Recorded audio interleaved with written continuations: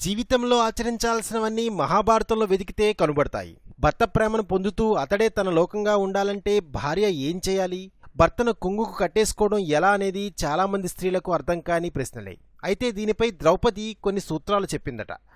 సత్యభామ అడిగిన దానికి ద్రౌపది చెప్పినవి ఏమిటో చూద్దాం. ముఖ్యంగా భర్తకు సంబంధించిన వ్యక్తిగత విషయాలు ఎవరి వద్ద భార్య చెప్పకూడదు.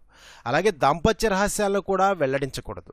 కొందరు భర్తలు తమకు లొంగాలని కోరుకుంటారు. భర్త వశీకరణకు లొంగడు. అంతేకాదు భార్య తన ఆగ్రహంతో గర్వంతో భర్తను తన ఆధీనంలో ఉంచుకోవాలని ప్రయత్నం చేయరాదు. భర్త మనసులో కోరికను ముందే గ్రహించాలి. భర్త ఆహారం తినేటప్పుడు భార్య ఆయనతో మాట్లాడరాదు. తినేటప్పుడు ఎవరైనా అందవిహీనంగా ఉంటారు. భర్త ముందు భార్య తేనుపులు ఆవలింతలు చేయరాదు. ఒక తల్లి కొడుకుకి ఎలా సేవ చేస్తుందో అలాగే భర్తకు కూడా చేయాలి. భర్త ప్రేమను సంపూర్ణంగా పొందాలంటే ఉదరం ద్వారా పొందాలి. అంటే భర్తకు కమ్మని వంట చేసి పెట్టడం ద్వారా ప్రసన్నం చేసుకోవాలి.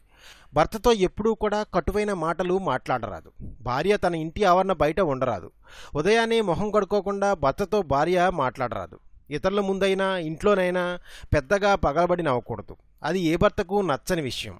భర్త తెలివి తక్కువవాడైనప్పటికీ అతడే తెలివిగలవాడనట్లు ప్రవర్తించాలి తప్ప అతడి తెలివి తక్కువతనాన్ని బయట పెట్టకూడదు. ఇలాంటివన్నీ ఆచరిస్తే భార్య పట్ల భర్త ఎంతో సన్నిహితంగా ఉంటాడని ద్రౌపది వివరించింది. ఈ వీడియో మీకు నచ్చినట్లయితే ప్లీజ్ సబ్స్క్రైబ్ టు రెక్ టీవీ మిస్టరీ.